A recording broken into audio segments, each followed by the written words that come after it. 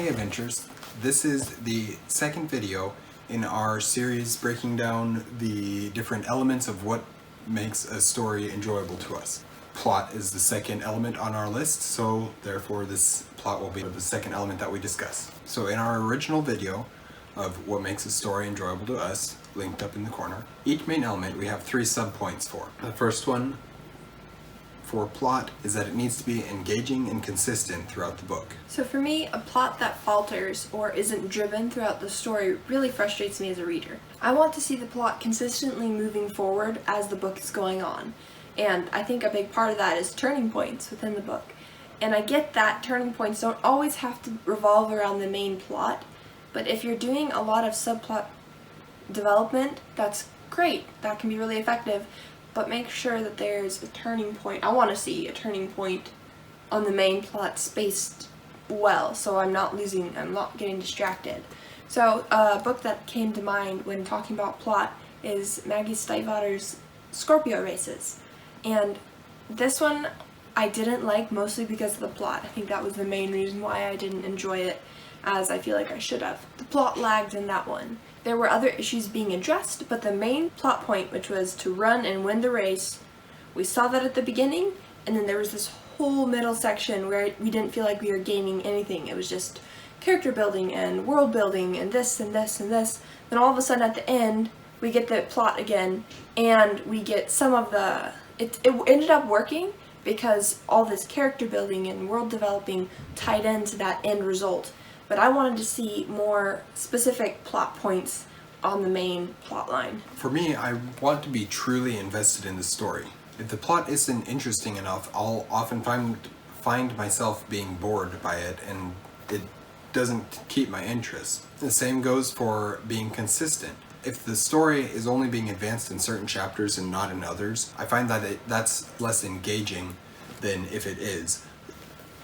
That being said, the main story doesn't have to be the primary focus of each chapter. You can have chapters that are focused on world building or character development or subplot development or something else, but that main storyline needs to still be advanced at that same time. So point 2 is that there needs to be a stake. Only one.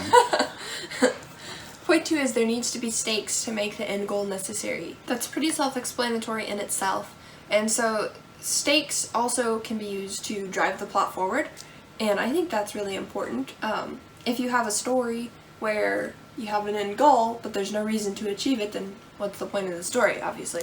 So a time crunch can help with that, and that can raise the stakes a lot. I love seeing a time crunch in a book. It stresses me out, but I love to see it. So Kate covered this pretty well. I don't really have a whole lot to add to what she said. I would like to provide an example, though. The example that I was thinking of when we were writing this outline, this video outline, is that of the Lord of the Rings. We know that the main storyline is to destroy the ring. We also know that the stakes are, if the ring isn't destroyed, Sauron will regain it, and he'll regain all his power, and he'll take over the world and completely destroy the world. So that alone makes the stakes very necessary. If you don't destroy the ring, the world will die. So it's a pretty blatant example of why stakes are necessary.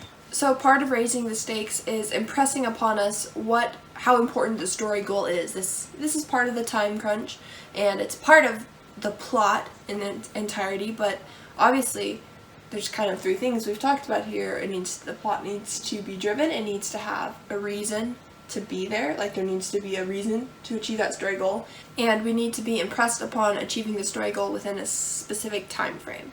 Point 3 is that the plot needs to directly relate to the characters. This should be a given, I think. Yeah. The characters need to be directly affected if the story goal weren't to be achieved. I think we think a lot about how important it is to achieve the story goal, but I think it's valuable to consider what would happen if the characters didn't achieve the story goal. Mm-hmm. And if we consider that layer of it, we'll be able to see what we have in our story, in our plot, that is ineffective or unnecessary. The stakes have to relate to the characters. We need to see how the story/plot is changing their goals and their lives and their relationships. Exactly. If the plot does not relate to the characters, it's kind of harsh, but the book has kind of failed. If it doesn't relate to the characters, what really is the point of the story? I mean, you need the plot is there to cause the characters to grow, and so if it's not relating to the characters, then the characters can't grow, which means the story has no reason to exist. It even goes as far as to say this story is about watching a character grow and develop. Yeah, those are the three subpoints that we had for plot, but there was a couple more that we felt were necessary, specifically with this element, and they weren't really talked about in our main video, but I think they're still necessary. The first of which is subplots. A subplot is a storyline that somehow relates to the main storyline, but isn't the main storyline. So it can be a romance is a really basic example of a subplot in most stories. Yeah, these can be at the same time or a different time.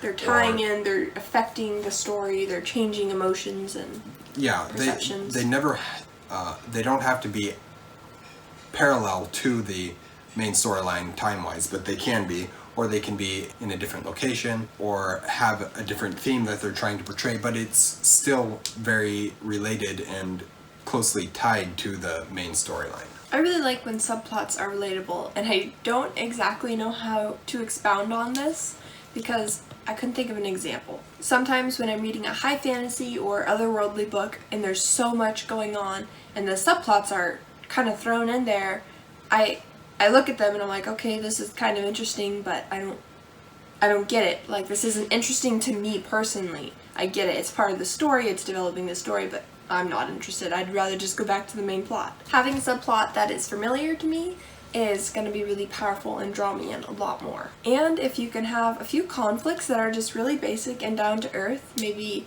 battling fears, not getting along with family members, etc. So there's plenty of examples that I could have chosen from.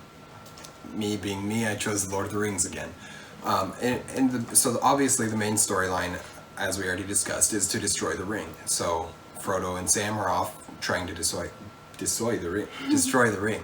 But while all that's happening, there's also many subplots that are going on, but one of the biggest subplots is that of Aragorn and the Return of the King and this protection, saving of Gondor.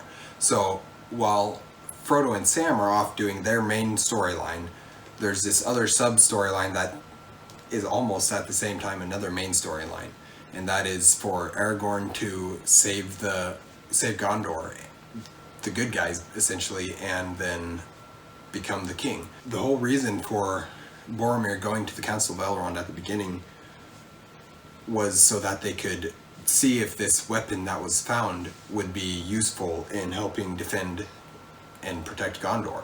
It's why Rohan's relationship with Gondor needed to be repaired, and it's why Aragorn was required to take the paths of the dead by the end. They all tied into this subplot that was just as necessary to the main plot, but wasn't the main plot.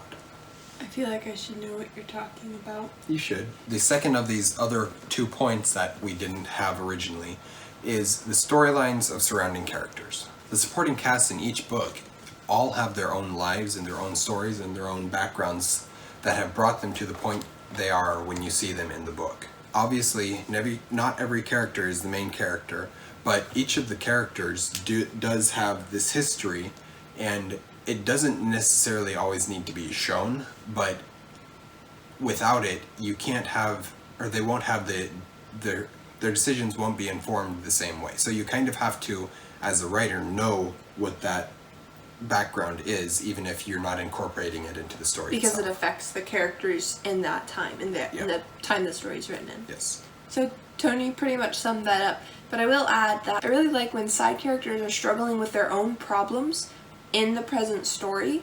I think it adds a lot more depth, as it should be, because almost always someone is struggling with something, even if it's really minuscule. So I like when we can see that as well. I think it adds to the realness of it. Yeah. And I will throw in a little disclaimer here. Not every plot has to have side characters. We just read Ernest Hemingway, The Old Man and the Sea, And while there's a few side characters, for the most part, it's just the main character. And that's perfectly alright. By adding this point to what makes a plot enjoyable to us, we don't want to say that this is the only way it's going to be enjoyable to us by having side characters. It can be, you can write a story without them. I would almost, and this is getting on a little bit of a tangent, but I would almost argue that the fish and the sea are both their own characters in the story. I agree. But anyways, that's a little bit of a tangent. We hope you enjoyed this video and maybe even found something of use to you. Maybe if anything, or if nothing else, it was a new way of looking at plot. I doubt it, but maybe it was. If you enjoyed it, please comment down below with what you thought of it, and check us out on Instagram, give us a like, and thanks for watching, guys. Stay long.